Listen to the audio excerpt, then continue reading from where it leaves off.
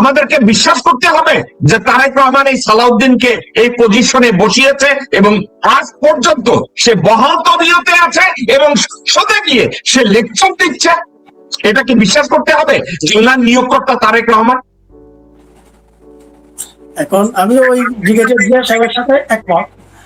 Apparently তো আসলে এটা নিয়োগকর্তা তারেক রহমান। এখন এটার পিছনে কারা কলকাঠি নাড়ছে সেটা তো আসলে অন দ্য স্ক্রিন বলাটা খুব মুশকিল। তবে আমরা এগুলো সব ভুলে যেতে রাজি আছি। তারেক রহমান সাহেব যদি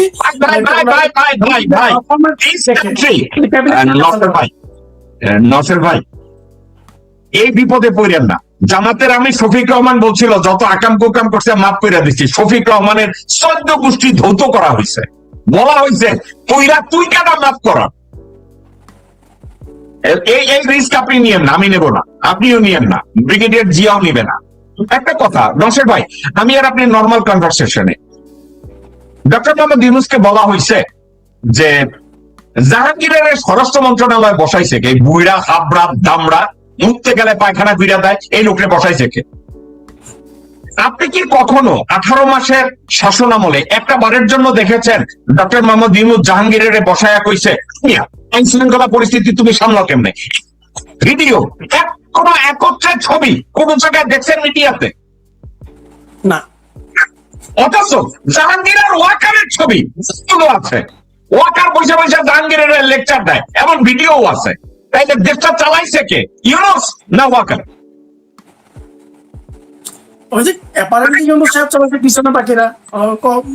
ভাই অ্যাপারেন্টলি কি প্রধানমন্ত্রীর ডেজিগনেশনটা, প্রধান উপদেষ্টার ডেজিগনেশনটা ইউনূসের ছিল, এই জন্য দায়ভারটা তার ঘাড়ি। আমি জানি this is the protocol, the way it should B.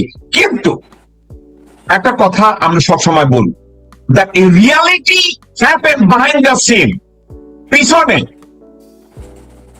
এখন একটা কথা, আপনারা সার্জারি করাইতে অপারেশন রুমে নিতেছেন, যে সার্জারি করে ডাক্তার সাহেব মুখের মধ্যে একটা মাস্ক পরে সামনে এসে লোকজন রে কয় আপনার রুগীকে আমি ঠিক করে দেবো, অসুবিধা নাই। কিন্তু ওই হালায় আসলে সার্জারি জানে কি জানে না, এটা কি আমরা জানি নাকি? আমরা কি ওর মেডিকেল ক্রেডেন্সিয়াল দেখছি? ও মুখের মধ্যে একটা মাস্ক দিয়ে সামনে আইছে। তো ডক্টর মোহাম্মদ ইউনূস আর তারেক রহমান মুখের মধ্যে একটা মাস্ক দিয়ে বয়ে রয়েছে, প্রধানমন্ত্রী আমরা প্রধান উপদেষ্টা, কিন্তু পিছনে অপারেশন থিয়েটারে কি হয় এটা আমরা কেমনে জানি? বাস্তবতা, জেনারেল জাহাঙ্গীর যখন স্বরাষ্ট্র উপদেষ্টা, কোন একটা জায়গায় যে প্রধান উপদেষ্টা স্বরাষ্ট্র উপদেষ্টার সাথে একত্র বসে কথা বলছে আইন শৃঙ্খলা পরিস্থিতি নিয়ে, ডক্টর মোহাম্মদ ইউনূস অসন্তোষ জানিয়েছে, স্বরাষ্ট্রমন্ত্রীকে ধমক দিয়েছে, স্বরাষ্ট্রমন্ত্রীকে এই কথা বলেছে। অথবা ডক্টর মোহাম্মদ ইউনূস আইজি বাহারকে ডেকে বকাবকি করছে, দায়িত্ব পালন করছো না কেন? ডক্টর মোহাম্মদ ইউনূস বিডিআর এর ডিজিকে ডেকে ধমক দিয়েছে। এ ধরনের কোথাও কোন ছবি, কোন প্রেস কনফারেন্স, কোন ভিডিও চোখে কি কোথাও পড়ছে? না, এটা পরে নেই। এটার কারণে কিন্তু আমি নিজেও কিন্তু ডক্টর মোহাম্মদ ইউনূসের উপর বিরক্ত ছিলাম। আপনার টকশোতে এর আগেও আমি কিন্তু এটা বলেছিলাম যে উনি কেন এগুলো করছেন না, ওনার দায়িত্বটা উনি কেন পালন করছেন না, বা এই যে এদেরকে দিয়ে যে দায়িত্বগুলোতে দিয়েছেন এদেরকে ফিডব্যাকটা উনি কেন নিচ্ছেন না, বা উনি কেন এদেরকে জবাব দিতে আওতায় আনছেন না। এটা কিন্তু আপনার টকশোতে আমি ডক্টর মোহাম্মদ ইউনূস যখন ক্ষমতায় ছিল তখন কিন্তু আমি বলেছিলাম এটা। ওকে ডক্টর নওশের, আমি আপনার কাছে ব্যাক করবো। ব্রিগেডিয়ার জিয়া, আমি যে প্রশ্নগুলো ডক্টর নওশেরকে করছি, এই প্রশ্নগুলো কি ইররিলেভেন্ট নাকি আপনার কাছে রিলেভেন্ট মনে হয়? না, এই যে মানে এর থেকে রিলেভেন্ট কোশ্চেন তো আর হতে পারে না ভাই। আর একটা আপনি যে বললেন যে এই যে নিয়োগকর্তার ব্যাপারটা, আমি আপনাকে জাস্ট 2 সপ্তাহ আগের কথা বলি।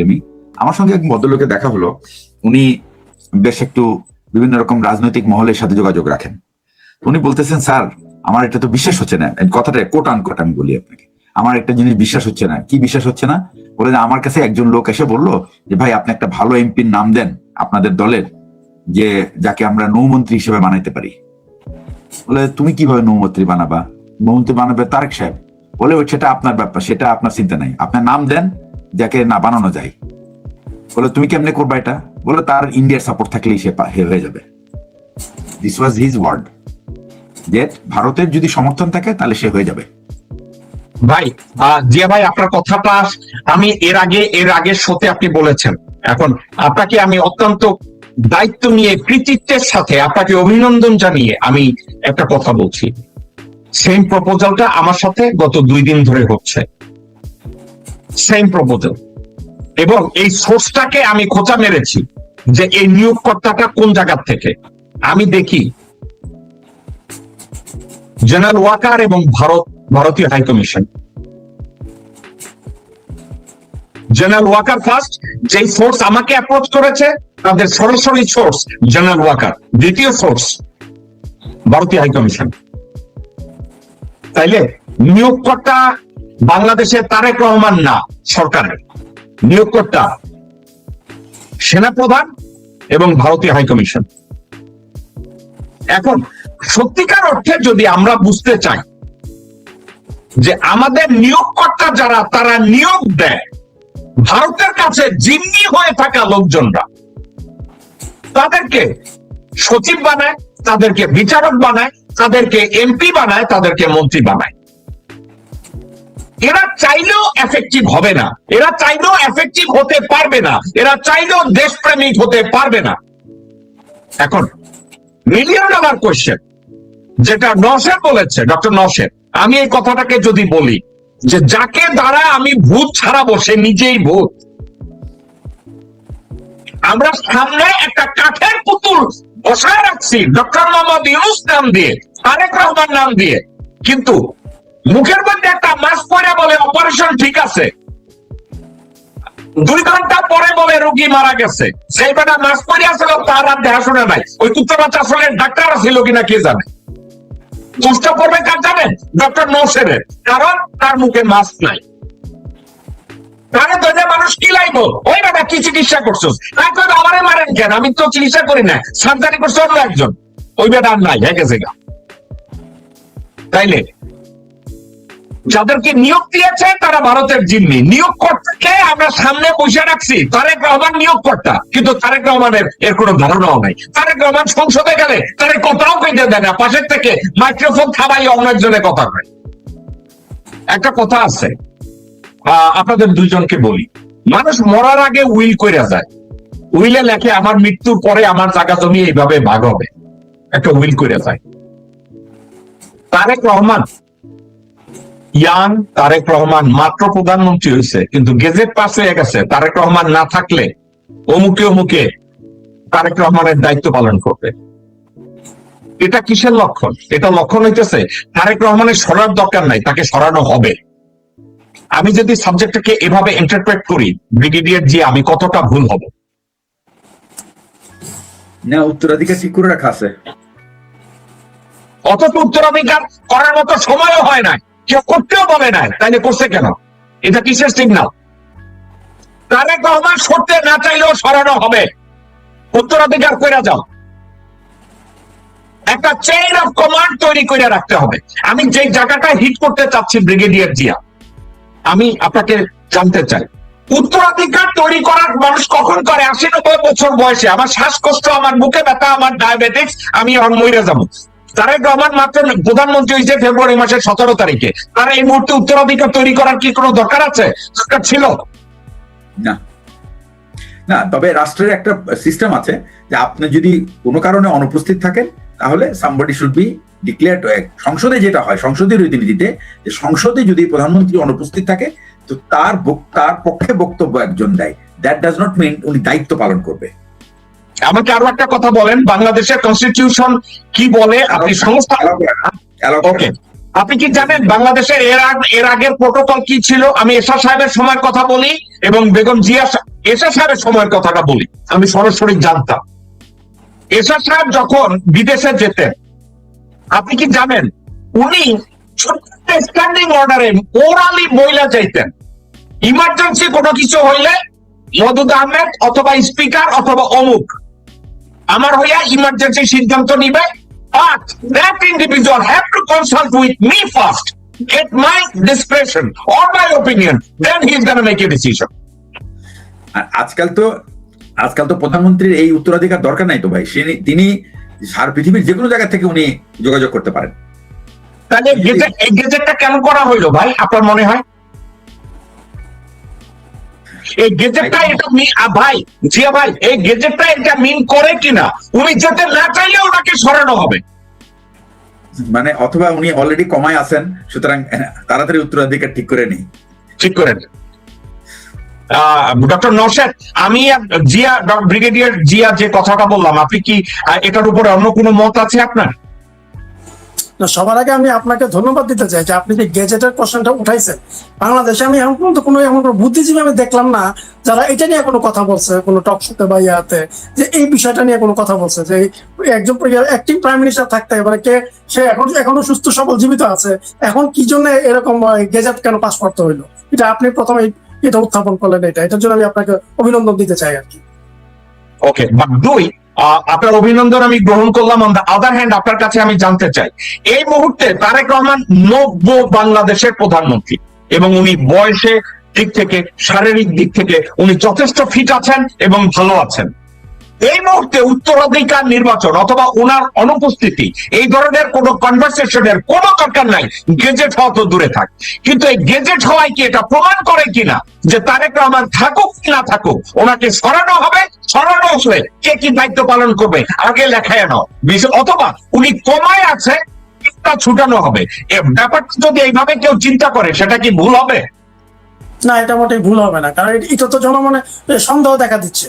হ্যাঁ, জনগণের মনে তো জিনিসটা সন্দেহ দেখা দিচ্ছে যে কেন এরকম গেজেট কেন পাস হয়। এর আগে তো মানে শেখ হাসিনা যখন ক্ষমতায় ছিল তার এর সময় তো এরকম কোনো গেজেট পাস হয় না, বা এর আগে যখন খালেদা জিয়া ক্ষমতায় ছিলেন তখন তো এরকম কোনো গেজেট পাস হয় না। তখন তো যে নিয়ম রীতি যেটা ছিল যে প্রাইম মিনিস্টার অনুপস্থিত থাকলে স্পিকার তার পক্ষ হয়ে কাজ করবে, এরকম একটা সিস্টেম ছিল, বা প্রেসিডেন্ট থাকতেন, বা এটা একটা কিন্তু এখন একটা গেজেট এখানে যে পাস হয়ে গেছে যে বিষয়টা, এটা অবশ্যই একটা সন্দেহ উদ্রেক করে। এবং এই কারণে আমি অবাক হচ্ছি যে দেশের যারা বুদ্ধিজীবী আছেন বা সবাই তো আওয়ামী লীগের গু খাওয়া না, সেখানে তো ভালো মানে সুস্থ মন মানসিক লোকজন আছে, ওনারা কেন নীরব আছেন বিষয়টা নিয়ে, ওনারা কেন এটা নিয়ে প্রশ্ন তুলছেন না, এটা আমি অবাক হয়েছি। আমি ব্রিগেডিয়ার জি আপনাকে আমার এক দর্শকের একটা কথা বলবো। ভদ্রলোকের নাম কাজল সাহেব, উনি জানতে চাচ্ছে যে পরিপূর্ণ স্বাধীন হতে ভারতের সাথে বাংলাদেশের যুদ্ধ অপরিহার্য কিনা, এর বাইরে আর কোনো অপশন আছে কিনা। আপনি ওনার উত্তরটা দেন, কিন্তু আমরা ওই সরকারের কিভাবে সলভ করবে এই দিতে চাই না। এইটার একটু উত্তর আপনার কাছে আছে কিনা? এটা ভারত থেকে স্বাধীন হওয়ার জন্য যুদ্ধ করার প্রয়োজন নাই। এই যুদ্ধটা হবে অন্তর্মুখী যুদ্ধ। আমি এটা বহির্মুখী যুদ্ধ না, এটা অন্তর্মুখী যুদ্ধ। সেটা হচ্ছে আপনি ভারতের যে দালালগুলি আছে, এই দালালগুলিকে আপনি খুঁজে, এই যুদ্ধটা দরকার। এই দালালগুলিকে প্রথমে সরিয়ে দেওয়া এবং এগুলি একবারে পুরা সরিয়ে দেওয়ার মুখোশ উন্মোচন করা, এটাই খুব জরুরি দরকার। আমি আপনাকে যদি একটা কথা জিজ্ঞাসা করি, brigadier ji, you are military personnel, আমার কথাটা আপনি পছন্দ করতেও পারেন নাও করতে পারেন। বাংলাদেশ আর্মির কোন মেজর বা লেফটেন্যান্ট কর্নেল, যে কোনো একটা ইনফ্যান্ট্রির একজন সিও, সে যদি 4-5 জন স্কোয়াড করে যদি বলে একেবারে বাছা 10 ইন্ডিয়ান দালাল ইনক্লুডিং সালাউদ্দিন আর আমির খসরু যদি বলে এ ধরনের 20টা লোকে গুলি করে ফেলাই দিয়ে আসো, কোনো অনুমতি নাই, আর্মির আইন ভাঙ্গা এই 20টা মাদার চোদ্দের জাস্ট গুলি ঢুকাইয়া দাও, ওই সিও সাহেব মায়ের মারে পালায় গিয়া চীনে ঢুকা গেল। মানে ভাই, আমি করে কই না, যদি করে আপনার মনে হয় না ভারতীয় সব মাদার চোদ্দরা ভারতের বর্ডার ক্রস করবে? আমি আপনার কাছে জানতে চাচ্ছি জিয়া ভাই, কোন ইনফ্যান্ট্রি সিও যদি এই কাজটা করে। এটা তো দেয়ার আর, শোনেন আমি আপনাকে বলি, আমার সেনাবাহিনীতে আমার চাকরির সুবাদে আমি কিন্তু এরকম গাটস, মানে সত্যিকার অর্থে সাহসী অফিসার দেখেছি যারা কিন্তু এই ধরনের মানে আউট অফ দ্য ওয়ে কাজ করার ক্ষমতা রাখে, সাহস রাখে, এবং তার লজিক কি সেটা খুঁজতে চায় না সে।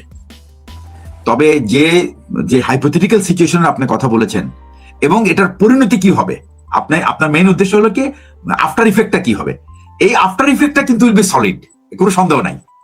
এবং ওই যে আপনি যেটা বললেন, মানে রীতিমতো ওরা কিছু মানে স্যান্ডেল পাবে কি পাবে না জানি না, আবার খালি পায়ে দৌড় দিবে, এটা কনফার্ম। জিয়া ভাই, আপনি আমাকে যদি একটু বলতে দেন, মোজাম্বিকে একটা মিলিটারি কু হয়েছে, আপনি জানেন ওই যে মোজাম্বিকের যে জেনারেল যে ক্ষমতা নিয়েছিল সে কিন্তু কোনো প্ল্যান করে না, হঠাৎ করে একদিন কইছে এই সরকার প্রধান যে আছে তারা বাইন্ডার সাইজ কর আর এই কয়েকজনকে ধর। আপনি কি তারপরে কি হয়েছে আপনি কি জানেন? ইউরোপিয়ান এবং ফরাসি যারা ছিল ভাই 4 ঘন্টার মধ্যে মোজাম্বিকে আর কেউ খুঁজে পাওয়া যায় না। আমি যদি বাংলাদেশের কোন লেফটেন্যান্ট কর্নেল লেভেলের যারা ইউনিট কমান্ড করে, কোন বেঙ্গলের অথবা আর্টিলারির ফিল্ডের অথবা লান্সারের কোন ইউনিটের সিও, সে এত বড় পজিশন হোল্ড করে না, সে একটা ইউনিট কমান্ড করে, সে যদি বলে লেফটেন্যান্ট কর্নেল ফারুক যদি অ্যামুনিশন সারা ট্যাঙ্ক লইয়া মাঠে নেমে আকাম করে, এর চাইতে বড় একটা আকাম করবো কি? ভারতের 20 জন খানকির পোলারে আমি জবাই দেব এবং সে মায়ানমার বর্ডারে গিয়ে আস্তে করে কাম হয়েছে, সে অনেক 20 জন স্নাইপার সুপার নিয়ে ফেলবো, চল আমরা চায়না চলে যাবে। আমি একটা জিনিস জানি, চায়না তাদেরকে ফেরত দিবে না, চায়না তাদেরকে ফেরত দিবে না। চায়নার থেকে তারা যদি কোনো ক্রমে পাকিস্তানে বা ইরানে বা আফগানিস্তান হয়ে ইরানে চলে যায়, কেউ তাদেরকে টোকাইও পাবে না। কিন্তু এরা স্বর্ণাক্ষরে 75-এ যারা মুজিবরা মারছে তাদের চাইতে এরা বিখ্যাত হবে। আপনার এটা মনে হয় কিনা brigadier Zia? Absolutely. Doctor Nousher আমার এই কথাটা স্যার জিয়া সাহেব আপনি কি বলতে চাইছিলেন? আপনি বলেন, আপনার শুনতে চাচ্ছি। না না না, আমি বললাম যে এটাই বললাম যে এইটা তো ডেফিনেটলি সে হবে হিরো, ন্যাশনাল হিরো। এবং এদের ভূমিকা ভাই, এদের ভূমিকা কি 75-এর যারা জিয়া মুজিবকে খুন করছে তারা তাদের চেয়েও বড় বীর হবে? আপনি এটা মনে করেন না? বাংলাদেশে, হ্যাঁ, বাংলাদেশের সবচেয়ে বড় সমস্যা, এটা আপনি যেটা বললেন সেটা সমস্যা হলো যে আপনার কোনো মানে কোনো আইনি কোনো পদক্ষেপে এই ধরনের কাজ করা, যদি হ্যাঁ এটা সম্ভব, কখন? যখন আপনি সরকার প্রধান একেবারে অ্যাডামেন্ট হয় তখন সম্ভব, বা সরকার প্রধান যদি এটা অ্যাডামেন্ট না হয় তাহলে তার পক্ষে এই ডিটক্সিফিকেশন সম্ভব না। ওকে ভাই, আমি আর একটা কথা বলবো জিয়া ভাই, আপনি আমার উপরে রাগ করেন না, কারণ কথাটা আমার বলতে হবে। আরেকও আমার দেখলো ঘরের শত্রু বিভীষণ, চারিদিকে আমার শত্রু, সে যদি ইনফ্যান্ট্রি একটা ইউনিটের সিওরে ডাইকে বলে যে তুমি এই কাজ করে চলে যাও, তারেক রহমান সিচুয়েশনটা কন্ট্রোলে আনতে পারে কিনা? Tarique Rahman will be remembered for rest of his life. This country will make him, তার জন্য সরকারি পয়সায় মুরাল বানাইতে হবে না, মানুষ নিজের পয়সায় মুরাল বানাবে। ডক্টর নওশাদ, আপনি কি আমার কথাটা, আপনি আমার প্রশ্নটা কি বুঝছেন? আমি ব্রিগেডিয়ার জিয়াকে, আমি যদি আপনাকে বলি তারেক রহমান সরাসরি বলবে না, কিন্তু কোন একটা ইউনিটের সিও, ইনফ্যান্ট্রি একটা সিও কে ডাইকা বলবে, শোনো আমি তোমারে officially unofficially what ever it is, তুমি এই 20 জনের নাম আছে, এই 20 খুনাদার ভারতের দালাল, গেট রিড অফ দেম, আর তুমি বর্ডার কেমনে ক্রস করবা আমি ব্যবস্থা করে দিতেছি। এটা যদি করে তখন কি সিচুয়েশন হবে বাংলাদেশে? সিচুয়েশন তো ভালোই হবে, কিন্তু কথা হচ্ছে তারেক কি হবে ভাই ভাই ভাই ভাই ভাই, না না না না, ওইদিকে যায় না। বাংলাদেশের লোকজন এইটা যদি করে কি হবে, উনি যদি এটা করে, ধরেন কোন লেফটেন্যান্ট কর্নেল 20-30 জন ভারতীয় কুচপাচারে গুলি করে, যে সালাউদ্দিনের মতো, আমির খসরুর মতো, নানকের মতো, আওয়ামী লীগ আর বিএনপি নেই মাদার চোদ্দ মার, এগুলো যদি মারে এবং তারা ভাগে, তারেক রহমানের গায়ে তো কোনো কাদা লাগবে না। তারেক রহমানের মধ্যে নাই, তারেক রহমান কোন লেফটেন্যান্ট কর্নেলের মাথায় যদি একটা পোষা দিয়ে এই কথা কইয়া দেয়, বারুদের মতো কাজ হবে, 10 জন ইউনিট কমান্ডার বাইরে যাবে, তারা এই কাজ করবে। কিন্তু যদি করে, আপনার মনে হয় কি হবে বাংলাদেশে? যদি যদি এটা উনি করতে পারেন অবশ্যই তো সেটার একটা ভালো ফল আসবে, কিন্তু করবে কিনা আমার সন্দেহ। ওকে ওকে ভাই, আমি এদিকে যাবো না। ব্রিগেডিয়ার জিয়া, আমাদের সময় শেষ। আপনাকে যদি আমি জিজ্ঞাসা করি, আমাদের হাইপোথেটিক্যাল এই ধরনের একটা সিচুয়েশন যদি হয়, তাহলে বাংলাদেশের অবস্থা কি হবে? বাংলাদেশের মানুষ তাদের ক্ষোভ এমন একটা পর্যায়ে পৌঁছে গেছে এই সমস্ত ভারতীয়দের অপকর্মের কারণে, যে তারা এই ধরনের অ্যাকশনকে ডেফিনেটলি সাধুবাদ জানাবে, যদিও এটা আইন বহির্ভূত এবং এটা আইনের মধ্যে পড়ে না, কিন্তু আপনার দেশকে রক্ষা করা দেশের প্রয়োজন, একটা অনেক বড় প্রয়োজন। এইটা হবে, বাট আপনি কি আমার সাথে একমত? 20 থেকে 30 জন ভারতীয় খানকির ছেলেরা যদি এভাবে সোতায় দেয়, ভারতীয় এই খানকির ছেলেরা 5 ঘন্টার ভিতরে বাংলাদেশ ত্যাগ করবে, এয়ারপোর্টে যায় দেখবেন লাইন ডান্সে, বর্ডার থেকে দেখবেন সত্যাদার চোখ পালাইছে। এটা হবে কি হবে না আপনার মনে হয়? এটা হবে, এইরকম হবে। ওকে ডক্টর নওশাদ, আজকের আলোচনা আমরা এখানে শেষ করতে পারবো না, আগামী শুক্রবার আমাদের এই আলোচনা কন্টিনিউ করবে। ডক্টর নওশাদ, আজকের আলোচনাটাকে আপনি আপনার মতো করে কনক্লুড করেন। আমি একটু বলতে চাই যে কিছুদিন আগে অজিত দোভাল নেপালে গিয়েছিলেন, নেপালের যে প্রাইম মিনিস্টার ছিলেন, ওই যে তার সাথে বালেন্দ্র নাকি যেন, তার সাথে দেখা করতে, সে তাকে সাফ মানা করে দিচ্ছে যে আমি কোনো সরকারি প্রতিনিধি, ভারত সরকার প্রতিনিধির সাথে কথা বলবো না, আমি একজন প্রাইম মিনিস্টার, আমি সরাসরি প্রাইম মিনিস্টার, ভারতের প্রাইম মিনিস্টারের সাথে কথা বলবো। এরকম গার্ডস যদি যদি প্রাইম মিনিস্টার হয় একটা দেশের, সেই দেশের অবশ্যই একটা মানে উজ্জ্বল ভবিষ্যৎ আছে। এখন আমাদের পিএম সাহেব মানে ওইরকম গার্ডস দেখাতে পারবেন কিনা, বা সেরকম সেটা ওনার ক্যাপাবিলিটি কিরকম আছে, বা কিরকম সেটা ওনার কার্যক্রমে হয়তো ভবিষ্যতে দেখা যাবে। এখন পর্যন্ত আমরা দেখতে পাচ্ছি না, ভবিষ্যতে কি হয় সেটা ভবিষ্যৎ বলবে। ধন্যবাদ। ওকে ব্রিগেডিয়ার জিয়া, আজকে খুব সংক্ষেপে আমি আপনার কাছ থেকে কনক্লুশন শুনতে চাচ্ছি। এমন একটা হাইপোথেটিক্যাল সাবজেক্টকে আমি টেনেছি, আপনি আমার উপরে রাগ করতে পারেন। আজকের এই সাবজেক্টটাই আমার মনে ছিল, এই সাবজেক্ট আমার মনে ছিল হাইপোথেটিক্যাল। উপদেশ দিয়া যদি তাদের দরকার হয়, আমি ঠান্ডা মাথায় এতটুকু বলতে পারি, বাংলাদেশে কোন নিয়োগকর্তা যদি চিন্তা করে বাংলাদেশের সার্বভৌমত্ব টিকাতে হবে, এক্সিস্টেন্স টিকাতে হবে, তারা ব্রিগেডিয়ার জিয়াকে খুঁজে বের করবে। যদি না করে, এটা তাদের লস, ব্রিগেডিয়ার জিয়া লস না। আজকের এই আলোচনাটাকে সংক্ষেপে আমি চাচ্ছি আপনি কনক্লুড করেন। আজকে যে সাবজেক্ট ছিল সেটা হলো ভারতের কাছে জিম্মি থাকা বিভিন্ন পদের উচ্চ পদস্থ কর্মকর্তারা আসলে তারা জিম্মি আছেন কিনা, এবং তাদের কি জিম্মি থাকার কারণে কি দেশের আইন শৃঙ্খলা পরিস্থিতি এভাবে অবনতি ঘটছে এবং মানুষ আস্থা হারাতে শুরু করেছে। তো আমি বলবো যে